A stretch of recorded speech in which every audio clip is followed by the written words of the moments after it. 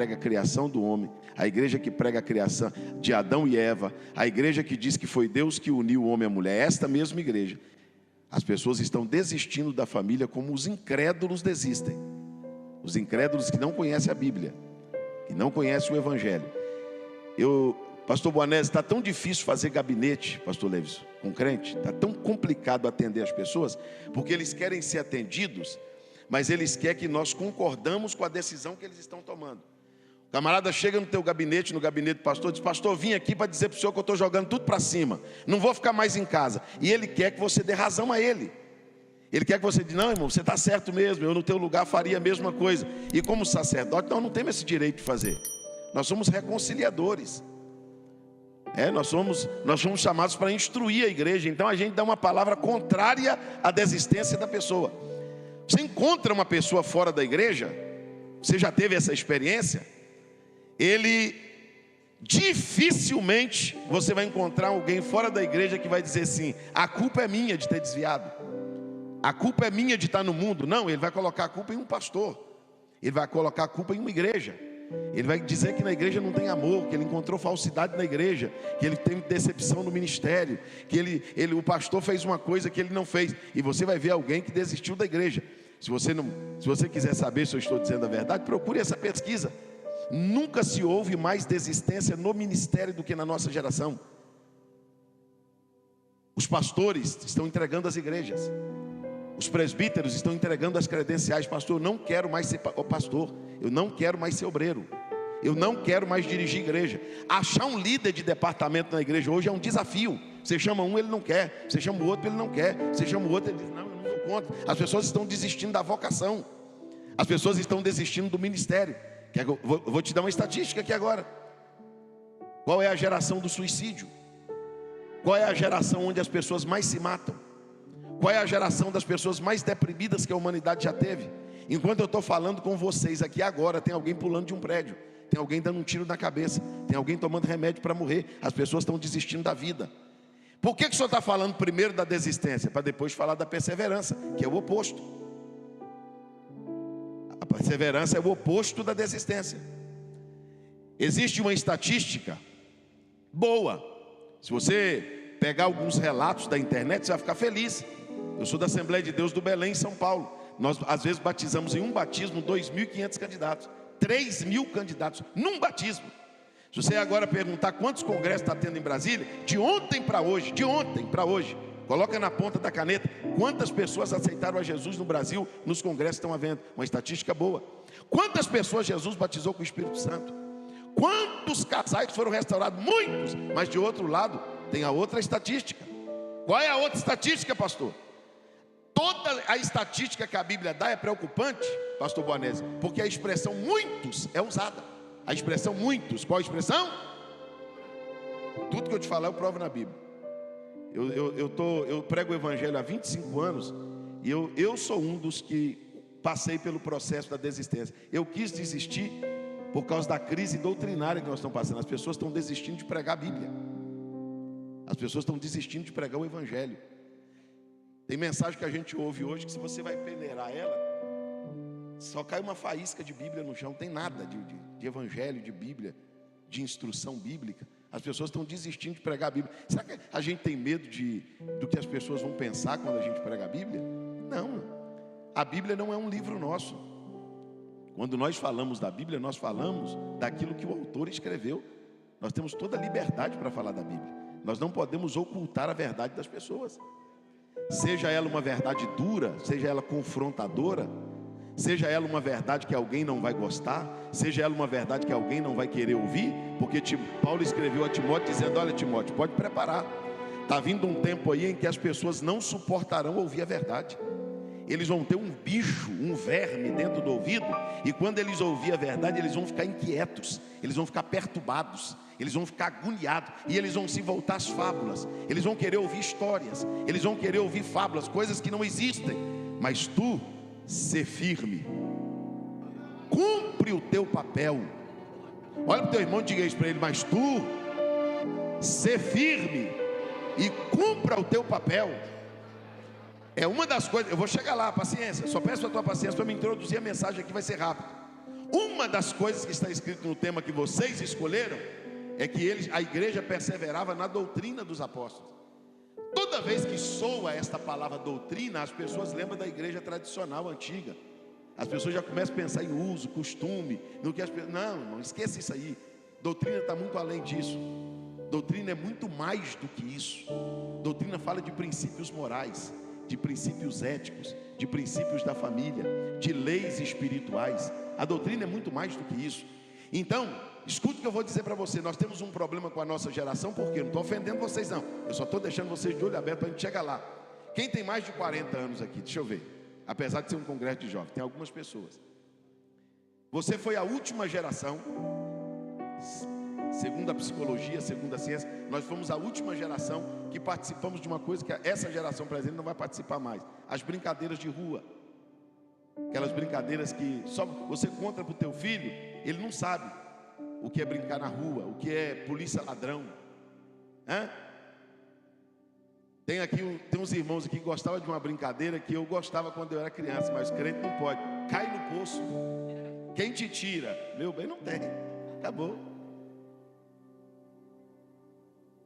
Quem lembra de outra brincadeira de rua aí? Bete, queimado, pique-esconde. Aí, ó. Bandeirinha. Como é que é aquele negócio? As crianças hoje brincam disso? Não, acabou. Por que eu estou falando isso para vocês? Os irmãos mais idôneos aqui hoje vão sentir felizes com o que eu estou falando. Porque nós tínhamos 3 níveis de disciplina. Quantos níveis? Não, grita, quantos níveis? Pastor Boanese, nós tínhamos a disciplina do lar. Eu estou falando para alguns irmãos aqui que os seus pais foram rígidos com você. Você é daquela época que um pai adulto estava conversando com outro adulto, aí a criança vinha de lá, papai. Quando o pai fazia assim, ó, o menino freava igual uma moto, irmão. E dava, era assim ou não era? Hoje você está conversando com uma pessoa, teu filho te empurra. O filho te chama, mata você de vergonha. Você está conversando um assunto sério, o menino abre a porta sem pedir licença, entra. Tinha disciplina no lar. Sabe qual era a mãe mais elogiada na nossa época? A mãe que corrigia o filho. Sabe qual é a mãe mais mal falada hoje? A mãe que corrige. Se a senhora corrigir o filho da senhora, a professora, a vizinha, os parentes, quem mora na tua rua, as irmãs da igreja vai te chamar de carrasco. A senhora é uma covarde. Como coloca uma criança de castigo? Como que bate? Sabe como é que minha mãe batia na gente? Minha mãe dizia assim: meu filho, o anjo do concerto desceu hoje. Vem cá que a gente vai ter uma conversa. Aí minha mãe, analfabeta, tadinha, o pastor pregou para ela que só podia corrigir com a vara. Então ela não batia de cinta e nem batia com a mão, e nem batia no rosto, só corrigia com a vara.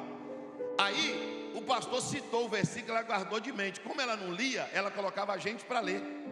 Aí ela abria a Bíblia em Provérbios e diz assim: lê aí antes de apanhar. Aí eu lia: fustiga a criança com a vara, e nem por isso ela morrerá. Aí ela dizia: pode ficar tranquilo que você vai tomar um couro, mas não vai morrer não. Tinha disciplina em casa ou não tinha? Aí a mãe levava o menino para a escola, chegava lá, entregava na mão da professora e dizia assim: se aprontar, pode corrigir. Quem passou por castigo na escola aqui? Eu já cantei o hino nacional até a boca secar e nem saliva descer aqui, ó. A professora colocava a gente de castigo, irmão, na frente dos outros alunos. Tem mãe ouvindo eu aqui agora dizendo: se fizer isso com meu filho, eu ponho ela na cadeia.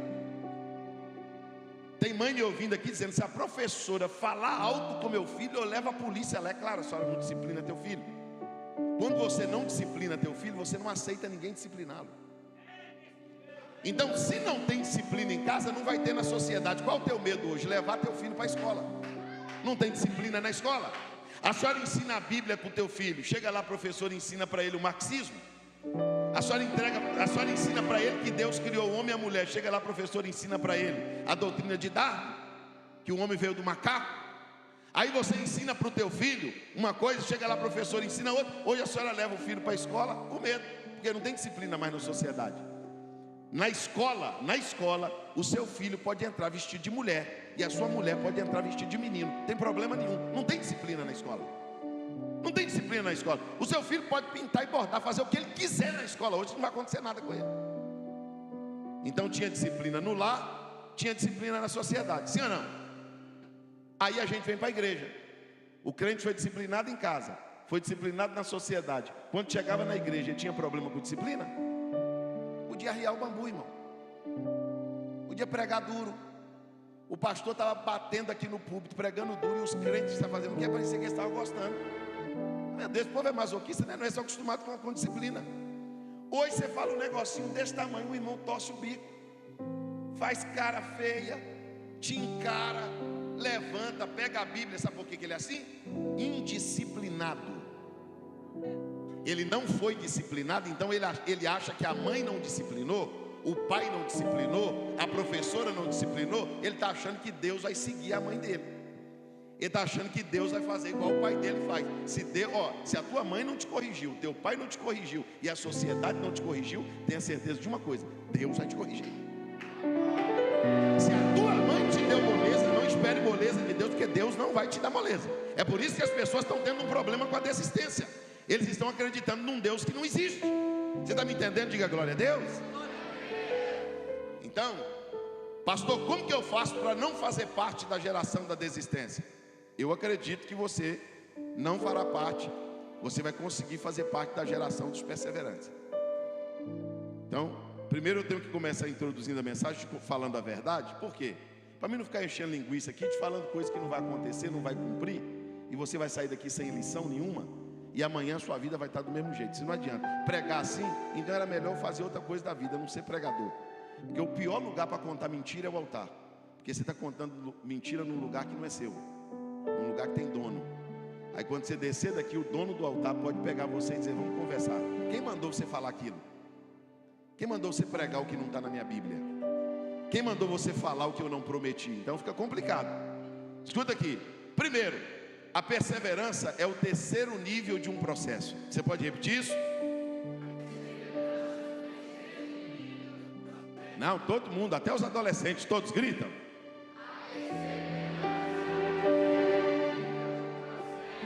Está na Bíblia.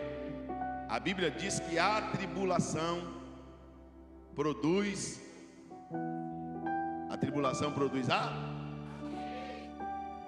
e a paciência produz então não existe perseverante que não foi atribulado.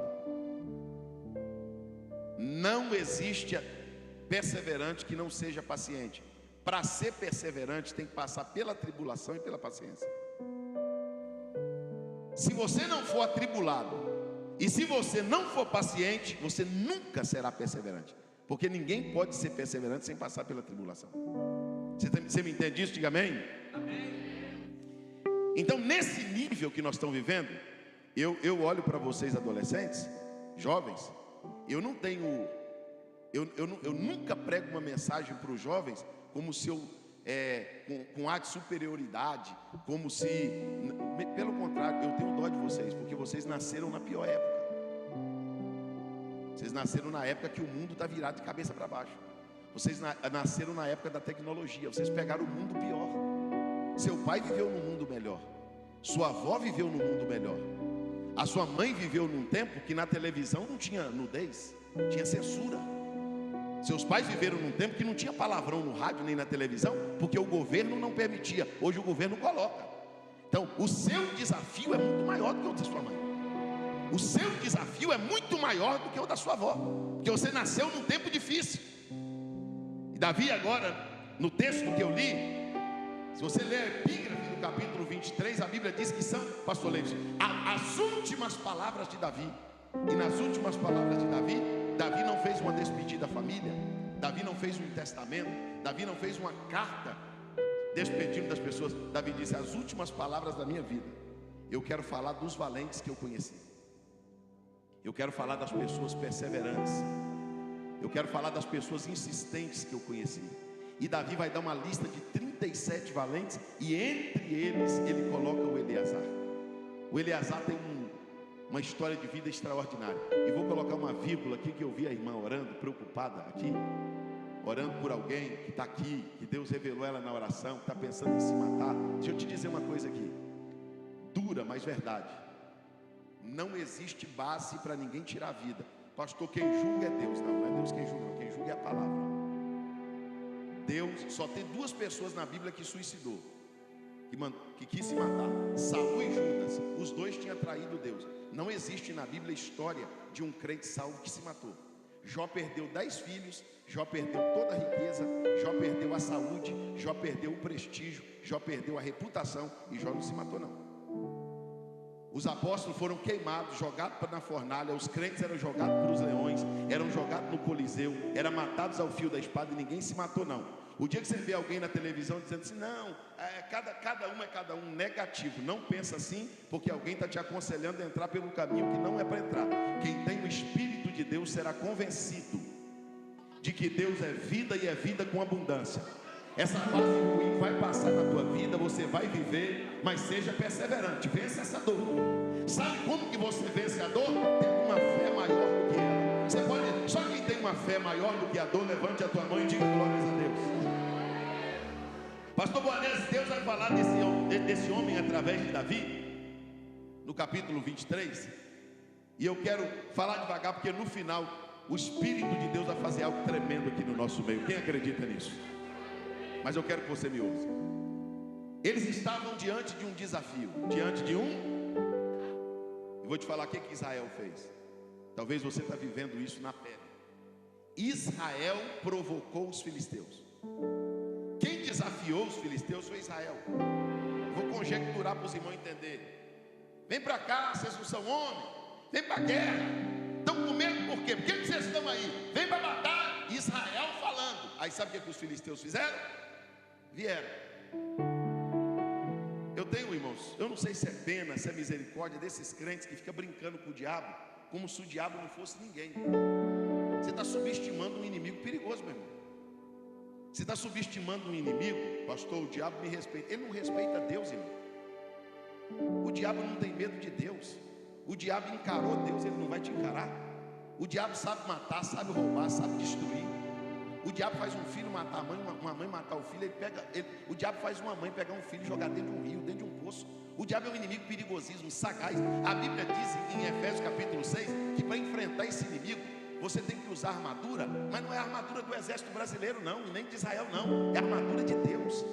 A Bíblia diz que se você não tiver com o capacete da salvação, a espada do Espírito, a couraça da justiça, o cinto da fé, se você não tiver calçado com a preparação do Evangelho da Paz, não vai não, porque a Bíblia diz que as suas astutas ciladas, elas são artícias, elas são maliciosas. Ele é expert em fazer armadilha, laço, furar sepultura para te jogar dentro. Não subestime esse inimigo, porque eu fico vendo um povo dizendo, o diabo está derrotado. O inimigo está derrotado. Você está achando que o diabo vai correr de você? Você vai desafiar os filisteus e eles vão vir. Você está desafiando o inferno? Pastor, eu vou para cima. Pode ir para cima, eu te aconselho a ir mesmo. Mas não pensa que o diabo vai correr de você não. Ele vai vir para cima. E ele vem para cima para nos derrotar, para nos triturar. E sabe por que ele não nos tritura e não nos mata? Está escrito no Salmo 124. Se não fosse o Senhor que estivesse ao nosso lado, o inimigo já teria nos engolido vivo. Levanta comigo as suas duas mãos aos céus.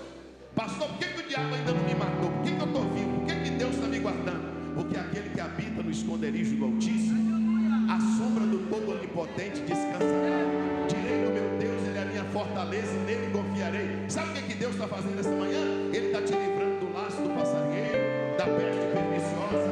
Você não vai ter medo do terror da noite, nem da seta que voa de dia, nem da peste que anda na escuridão, nem da mortandade que assola o meio-dia. Vai cair 1000 do teu lado, 10.000 à tua direita, tu não serás atingido. Mas é porque a mão de Deus vai te guardar. Agora escuta essa. Os filisteus vieram com tudo contra Israel. Israel desafiou os filisteus, sim ou não? Sim ou não? Não, eu quero que você escute isso aqui no final. Agora só me escuta. Israel desafiou os filisteus ou não? Porque o ministério. Pastor Boanés, conta comigo, viu, pastor Boanés? Daqui para o céu, viu? Aqui é a minha casa. Na hora que os filisteus vierem, que a guerra travar, você vai ver se isso é verdade. Quando os filisteus vierem de lá para cá, aqueles que desafiaram, deixa com a gente, nós estamos na guerra. A Bíblia diz que a primeira coisa que Israel fez foi fugir. O que Israel fez? Fugiu. Você assistiu aqueles vídeos da internet que um rapaz vai andando na rua assim, pastor Leves? Do nada ele vira para trás, sai correndo. O pessoal que está na rua faz o quê? Fugir é tão fácil que você não precisa nem saber do que você está correndo. Você corre só de ver outro correr. Diga comigo assim: Israel, não grita, isso é uma profecia para esta manhã e para esta igreja. Diga para mim: Israel fugiu. Diga de novo. E o Eleazar fugiu? Porque o maior desafio não é lutar do lado do exército. O maior desafio, pastor Boanés, não é olhar assim para uma multidão e dizer: graças a Deus está tudo comigo. Graças a Deus eu estou amparado, o escudeiro, meus obreiros, meus amigos, meus irmãos, minha família, está todo mundo comigo. E quando o exército dos filisteus vem de lá para cá e você olha para trás, Israel, ó. E quando Israel corre, Deus fala para você assim, pastor Leves: Israel fugiu, mas você fica. Você não corre. Posso falar uma verdade aqui? Só os perseverantes digam amém. Quem quer perseverar diz amém. Você vai passar pelo abandono. Você vai passar pelo desprezo de gente que disse que estava com você. Você quer perseverar? Você vai descobrir que teve amigos que não eram amigos, que tinha irmãos que não eram irmãos, que tinham companheiros que não eram companheiros, que tinha irmãos que não eram fiéis. Porque quando o desafio travar, tem gente que vai te deixar. E nem para trás eles vão olhar para saber se você está vivo ou morto. Eles não querem nem saber se você vai ser triturado pelos filisteus. Então você que é muito emocional, eu estou deprimido por causa da minha amiga. Fica deprimida, levanta a cabeça para você ver. Fica contando com um parente, com um irmão, pastor. Eu nunca imaginei que fosse passar isso na igreja, mas vai passar. Você vai passar. E você vai ver Israel fugindo, e o perseverante vai dizer assim: eu prefiro morrer lutando do que viver fugindo. Escuta o que eu vou te dizer aqui esta manhã. Levante a mão para receber esta palavra. Levanta a mão bem alto. Jovens, adolescentes, vai chegar um dia lá na sua escola que todo mundo vai entrar numa vibe e você vai ter que ficar sozinho dizendo: eu não vou. Vai chegar uma hora que todos os seus amigos vão fazer uma coisa e você sozinho vai ter que dizer: eu não faço. Vai ter um momento na vida que você vai ver um monte de gente lá dentro abaixo e você vai ficar firme, porque a Bíblia diz que uns se encurvam e caem, mas nós nos levantamos e estamos de pé. Deus está dando graça para os perseverantes aqui esta manhã.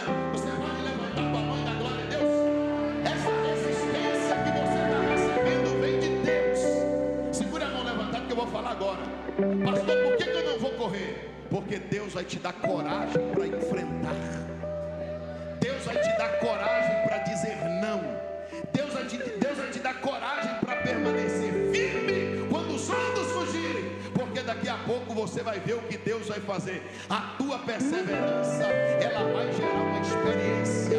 E a sua experiência vai gerar uma esperança. Se você crer nisso, diga glórias a Jesus.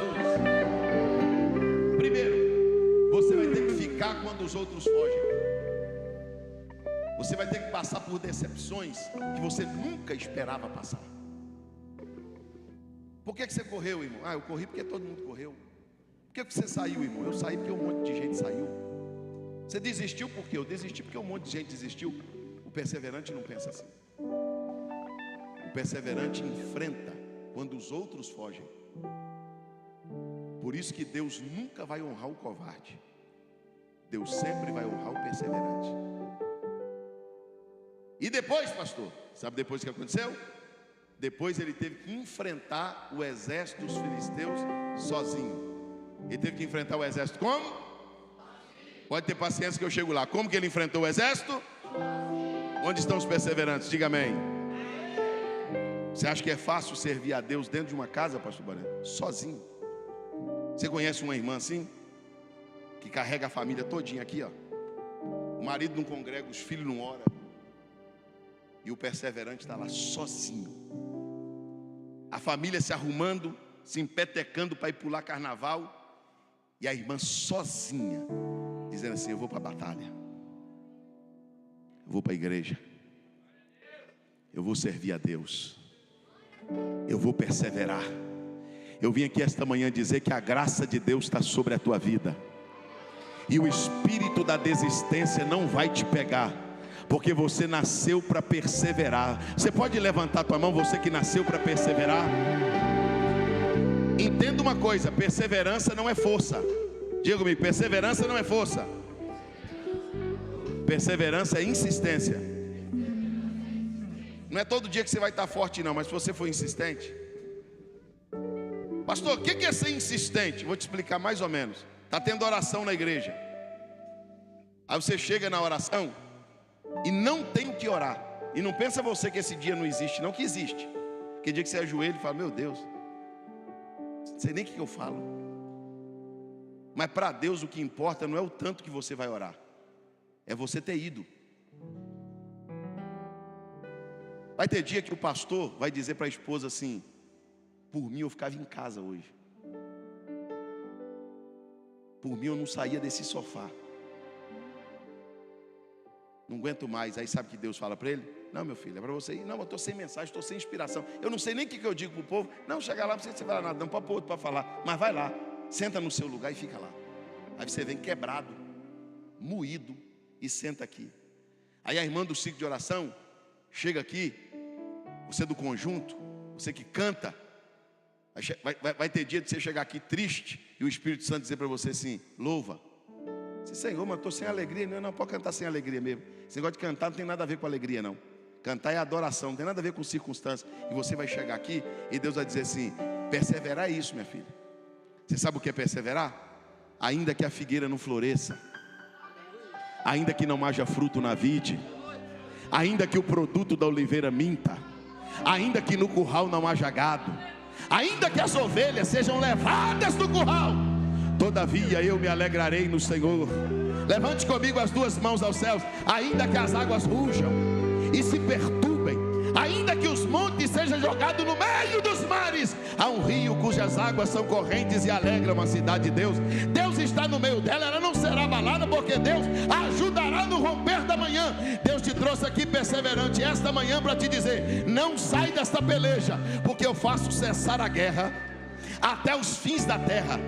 Eu quebro o arco, eu corto a lança, eu queimo os carros no fogo, e eu venho nesta manhã para te dizer: aquietai-vos e sabei que eu sou Deus. Quantos podem glorificar o nome de Jesus? Os perseverantes glorificam a Deus.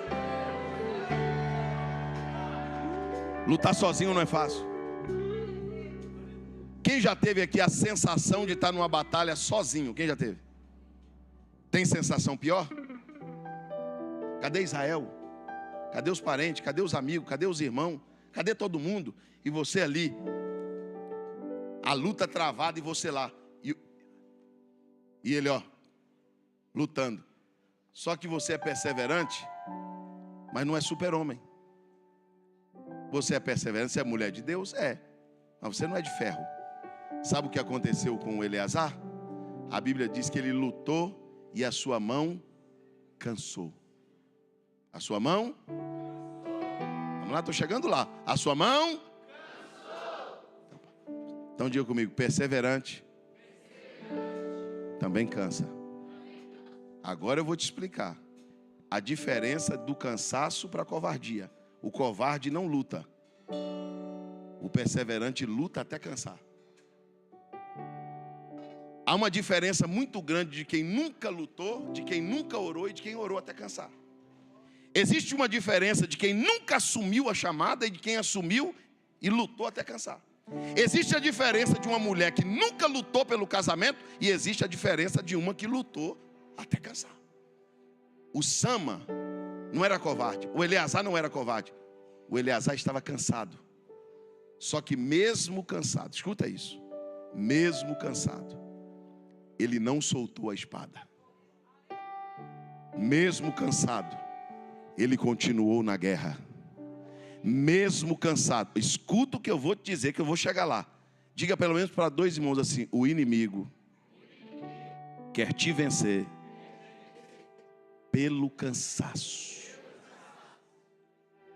Ele está olhando para você e dizendo assim: ele vai entregar, ele vai ceder. Porque lá na igreja as meninas chamam você, lá na escola as meninas chamam você. Na primeira semana você diz: não, não vou não, sou crente. Aí na segunda semana elas chamam de novo. Só que chega um dia que você chega na escola cansada. Chega um dia que você chega nesse altar cansado.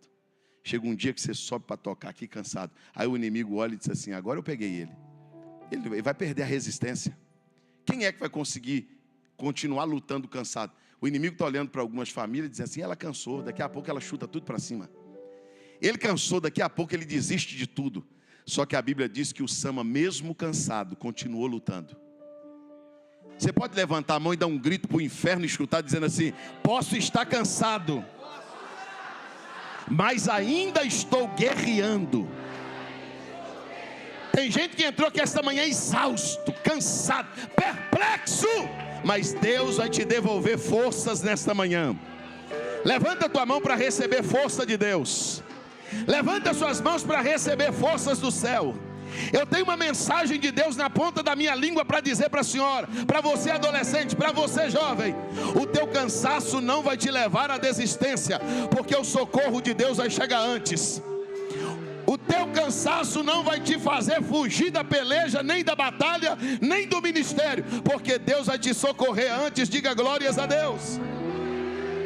Escuta, ele foi lutando e ele estava cansado. Eu poderia falar para você que de 100 personagens da Bíblia que cansou lutando.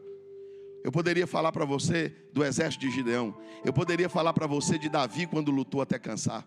Eu poderia usar tantas, eu poderia falar para você de Moisés no monte, que a Bíblia diz que ele levantou as mãos e as mãos cansaram. E quando ele levantava a mão, Israel vencia. Quando ele baixava, Amaleque vencia. Mas eu não vou falar, eu vou falar só do Eleazar. A Bíblia diz que o Eleazar foi lutando,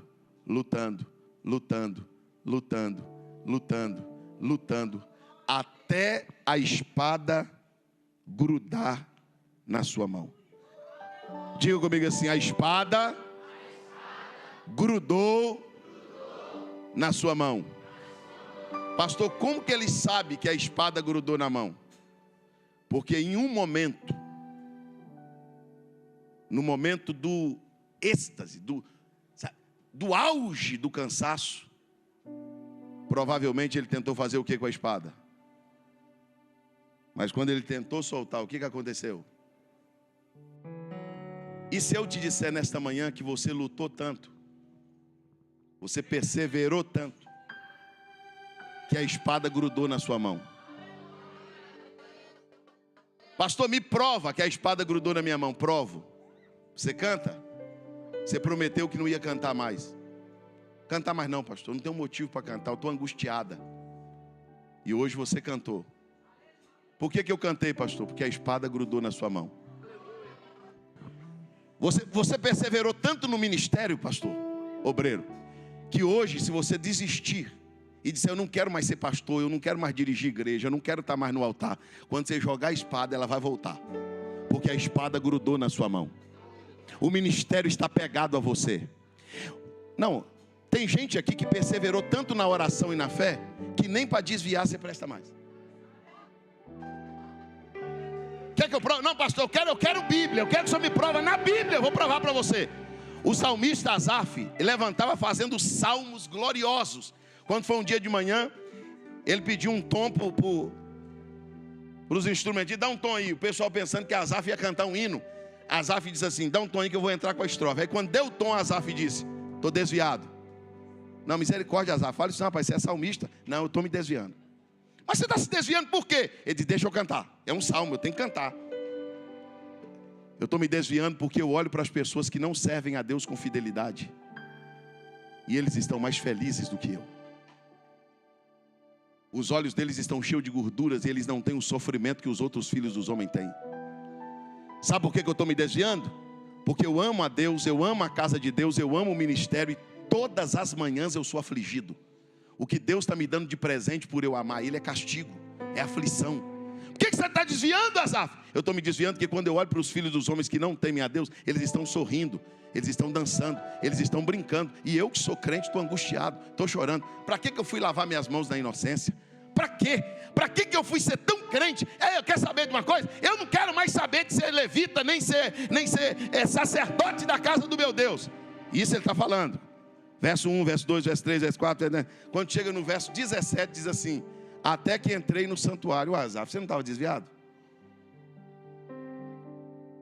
Asaf, você falou que não ia ser mais pastor, que não ia cantar mais nos adolescentes, que ia largar o... O que você está fazendo no altar? Ele disse, é a espada grudou na minha mão. Eu pensei que ia conseguir ficar sem cantar, mas eu não consigo. Levanta suas mãos comigo que eu vou te falar o que Jeremias disse. Andaravassia comianda shurimicaio.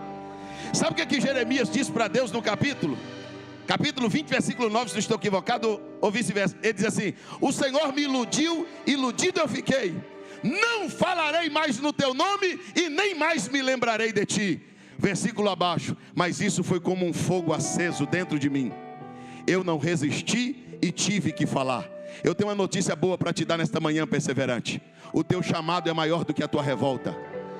A tua fé é maior do que a tua dor. A espada grudou na tua mão. Você não vai deixar a fé, nem a família, nem o ministério, nem a vocação, porque você vai perseverar nesta batalha. Levante as tuas mãos aos céus. Oh glória, eu estou sentindo Deus nesta casa. Eu estou sentindo Deus nesta manhã. Eu gostaria que você segurasse a mão de alguém agora, antes da oração, e dissesse para ele assim: a espada está grudada na sua mão. A espada está grudada na sua mão. É por isso que alguém pergunta para a senhora: o que a senhora está fazendo dentro daquela casa? O que você, moça, ainda está fazendo na igreja? Ele vai dizer assim: eu perseverei tanto que agora eu tento desistir, não consigo. Eu tento parar e não consigo. Eu tento recuar e não consigo. Eu tenho uma notícia boa para os perseverantes nesta manhã: a espada vai grudar na tua mão. E se um dia você tentar soltá-la, ela não vai te deixar. O ministério não vai te deixar. A fé não vai se afastar. Tem alguém que pode dar glórias ao nome de Jesus? Escute isso. Vou colocar aqui uma vírgula para terminar. Tem um homem na Bíblia chamado Jacó. Qual o nome dele?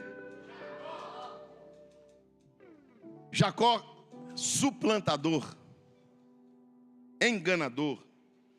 Jacó teve a capacidade de enganar seu próprio irmão. Jacó teve a capacidade de enganar o seu pai velho e cego. Colocou o pelo de um cabrito no braço, porque o irmão dele era peludo. Quem está aqui? Esaú, meu pai. Engraçado. O braço é de Esaú, mas a voz é de Jacó. Jacó enganou um monte de gente. Mas sabe o que aconteceu? A Bíblia diz que um dia Jacó estava passando num lugar chamado Peniel, no val de um ribeiro chamado Jaboque. Pastor, o que é val? Val é a parte mais rasa de um rio. E a Bíblia diz que Jacó começou a lutar com um anjo, era à tarde. Que hora era? À tarde. E aí Jacó lutou, entrou à noite, entrou à madrugada. E aí, pastor Boanés, o dia começou a raiar. Aí o anjo falou para Jacó assim: me deixa. Eu preciso subir. Eu preciso ir embora. Aí a Bíblia diz que Jacó disse assim: eu não te deixarei, se não me abençoares. O anjo toca na coxa de Jacó, aleja Jacó. Jacó nunca mais andou certo daquela perna. E o anjo olha para Jacó e diz: a partir de hoje o teu nome não é mais Jacó, o teu nome é Israel. Deus lutou uma vida inteira para lutar Jacó e não conseguiu. Quando Jacó lutou uma noite, ele mudou de nome. Porque eu não mudo quando Deus luta comigo. eu luto quando eu mudo quando eu luto com Deus. Você sabe por que Deus está tentando mudar alguns de vocês e não consegue? Porque a luta só parte de Deus, a luta não parte de você. Eu tive um amigo homossexual, crente, amava Jesus. Eu vi aquele moço passar uma madrugada inteira rolando no chão, chorando, em cima da lágrima, da baba, gritando para Jesus: me liberta, eu não quero ser assim. Me dá uma nova vida, me dá uma família, faça de mim um pastor. Aquele moço passou anos orando para ser liberto. E sabe o que aconteceu com Jacó? Casou, tem uma esposa, tem 2 filhos, é pastor de uma igreja. Porque Deus não vai te mudar se você não lutar com Deus. Como matar quem Deus já transformou. Não é você que dá testemunho de você. Quem dá testemunho de você é as pessoas. É a sua mãe que vai dizer se você mudou. É os seus amigos de escola que vai dizer: ela está diferente, ela não... É a sua família que vai dizer: olha, eu estou sentindo ele mais espiritual. É as pessoas no teu trabalho que vão ver tua conduta e o teu testemunho e vai dizer: o que aconteceu com esse camarada que ele está desse jeito? É porque se você perseverar, você muda. O que tem de gente conformado com quem é, com quem faz, com o que produz, com o que pratica, achando que o Espírito Santo vai entrar dentro dele, vai fazer uma obra e vai transformar. Isso não existe não, meu irmão. Você sabe por que Deus, na hora de transformar Jacó, Deus feriu Jacó? Porque Deus não transforma ninguém com alguém dando risada. Deus não transforma ninguém com alguém celebrando. Toda transformação causa sofrimento. Toda transformação causa dor. Toda transformação faz a gente chorar. Mas quem perseverar vai conseguir ser liberto. Quem perseverar vai conseguir chegar. Você crê nisso? Diga glória a Deus. Fica de pé nesta manhã. Fica de pé no início desta tarde, meio-dia. Só quem vai perseverar, diga glória a Deus. Diga para alguém assim: a espada está grudada na sua mão. Você não pode fazer parte da estatística dos que desistiram. Você tem que fazer parte da estatística dos perseverantes. Por quê, pastor? Porque aquele que começar perseverando será salvo? Aquele que perseverar até o meio será salvo? Aquele que perseverar quase até o... Aquele que perseverar até o fim, este será salvo. Vou falar para os irmãos, escute isso. Vou falar para os irmãos e me responsabilizo pelo que eu falo. Se a doutrina da nova graça, que é a doutrina que eles estão pregando, vai salvar quem está desviado, vai salvar quem não toma ceia, vai salvar quem não congrega, então vamos fechar a igreja e vamos parar de pregar o evangelho. Se o adúltero vai entrar no céu, se quem prostitui vai entrar no céu, se o mentiroso vai entrar no céu, então vamos parar de pregar o evangelho, vamos fazer outra coisa da vida, vamos para outra religião. A salvação não é para todos não. A salvação são para os perseverantes. A salvação é para aquele que lutar por ela até o fim. Quem te salvou foi Cristo, e a salvação é pela graça. A salvação é pelo quê? Mas o reino não é pela graça não. O reino de Deus é tomado à força. Jesus te salva, mas tem que ter força, tem que ter esforço, tem que ter força de vontade. E eu quero te falar uma coisa nesta manhã: Jesus vai te dar graça para permanecer. O apóstolo Paulo reclamou, pastor Boanese, e disse para Deus assim: 3 vezes que um mensageiro de Satanás vem me esbofetear, eu não aguento mais. Deus disse assim: você aguenta. Por quê? O senhor vai mandar ele embora? Deus disse: não, eu vou te dar graça, e a minha graça te basta. Não é todo problema que Deus vai resolver, mas quando Deus não resolve o problema, Deus dá graça para a gente aguentar. Deus dá graça para a gente suportar. Diga glória a Deus. Deixa eu terminar esta simples mensagem com uma profecia. Naquele dia Deus fez um grande livramento. Todos os filisteus foram derrotados por um homem, porque Deus não precisa de um exército de covarde. Se Deus pegar um perseverante corajoso, Deus reverte o quadro. A melhor notícia, pastor Boanese, vem essa, e eu vou liberar sobre a mensageira de Cristo nesta manhã. A Bíblia diz que depois da vitória depois que os filisteus caíram, está escrito aqui, Israel voltou. Você pode gritar? Não, e grita, Israel voltou. Diga mais alto. Agora me pergunte por que Israel voltou. Porque os despojos, as riquezas da guerra estavam lá e os soldados viviam de riquezas, que era o despojo. É o que era do inimigo, o gado, o ouro, era o despojo. Israel voltou quando o momento ficou bom. Quando o momento estava ruim e difícil, pastor Boanese, Israel fugiu. Quando tudo melhorou, quando tudo estava bem, quando a riqueza, a prosperidade, o avivamento, a alegria voltou, Israel também voltou. Escreva o que eu estou dizendo nesta manhã do dia 19 de fevereiro de 2023. Tem gente que saiu por aquelas portas porque achou que estava difícil. Mas na hora que a tempestade passar, que Deus fizer tudo o que Ele tem para fazer, Israel vai voltar. Olha para o teu irmão e diga para ele, Israel vai voltar. E Israel vai voltar, pastor Leivson, de semblante baixo, dizendo assim, na hora da guerra eu não fiquei. Na hora da guerra eu corri, na hora da guerra eu abandonei, na hora da guerra eu fui embora. Mas a notícia vai correr do que Deus está fazendo na Mensageiros. Só que eu vou te dizer uma coisa, tem gente que vai voltar, que não vai sentar na primeira cadeira mais não, vai sobrar uma na galeria, se quiser senta lá. Vai voltar, quando voltar a mesa já vai estar cheia, o altar já vai estar cheio. Anda, caia, súria. Quando voltar o problema já está resolvido. Mas que vai voltar, vai. Porque vai sair uma notícia nessa cidade dizendo, vamos lá porque tem despojo. Vamos lá porque Deus está operando. Tem gente que vai chegar, pastor Leivson, na porta e vai dizer assim, complicou, vou sentar onde? Aí alguém vai dizer assim, na galeria. O diácono vai dizer, a galeria está cheia também. Não, está cheio também. Nem o corredor, não, já está com cadeira também. Israel vai voltar porque vai descobrir. Agora eu quero dar uma notícia para você. O que eu estou dizendo aqui esta manhã é uma profecia. Você que ficou no momento mais difícil, quando tudo fica bem, o seu nome vai ser citado como Davi citou de Eleazar. Os pastores, os irmãos vão cumprimentar a tua mão e vai dizer assim, você é fiel, você é amigo, você é irmão. No pior momento da minha vida você esteve comigo. No pior momento da minha vida você ficou ao meu lado. Eu vou liberar uma palavra de profecia aqui. Pastor, eu não creio. Não, se você não crê, não tem problema. A profecia não é você que vai falar, é eu que vou falar. Quem tem que crer sou eu, a voz está falando comigo. Levanta comigo assim as suas duas mãos aos céus.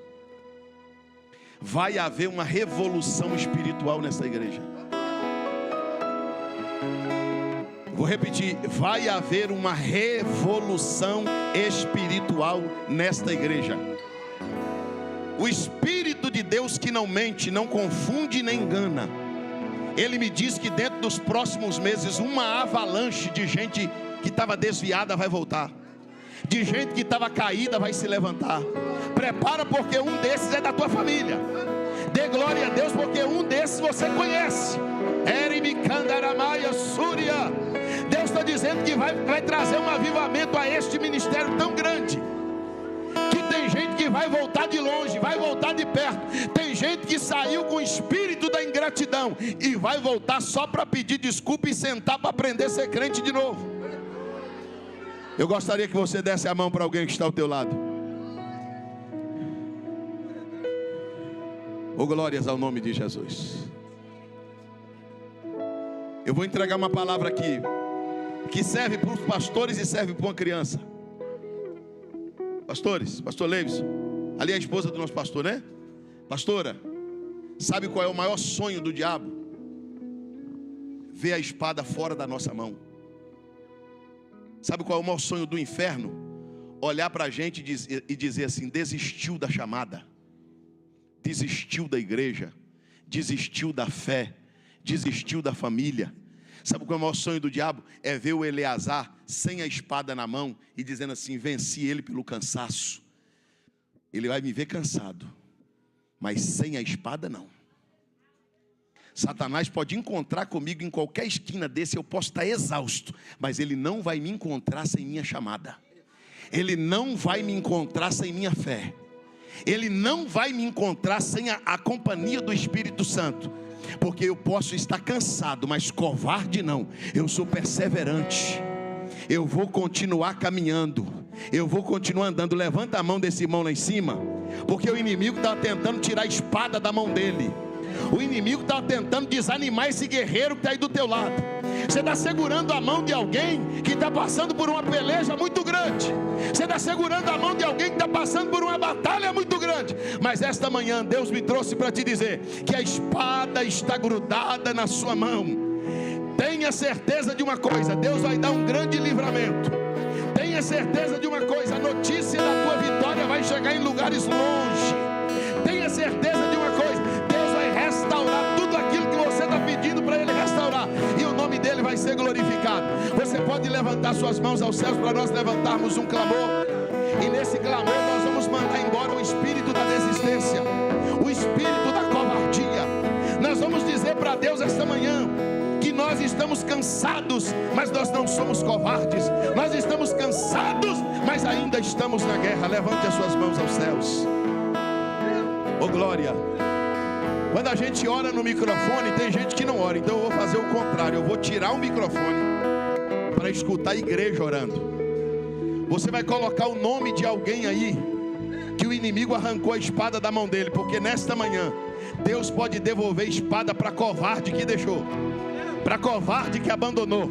Deus pode restaurar casamento de alguém aqui que está querendo jogar tudo para cima. Deus pode devolver a força para o teu ministério, a força perdida.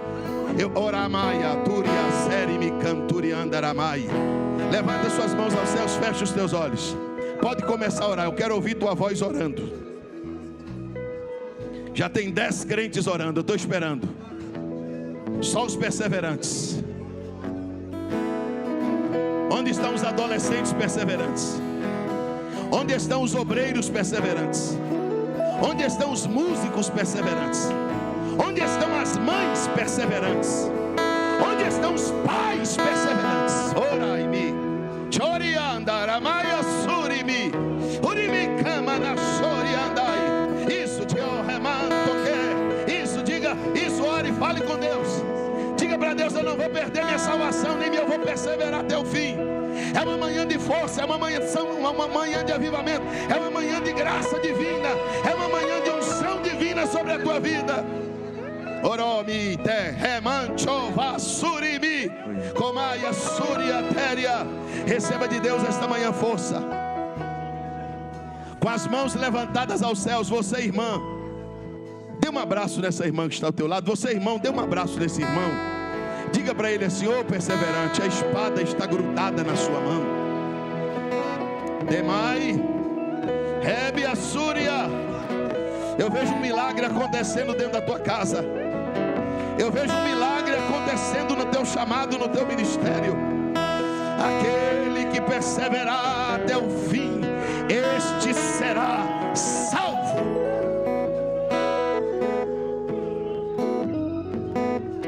Escuta, eu não sei se tem alguém nesta manhã nesta condição. Se tem alguém nesta manhã que soltou a espada.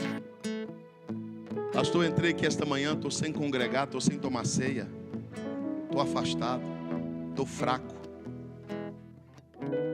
Parei de guerrear, pastor, me cansei.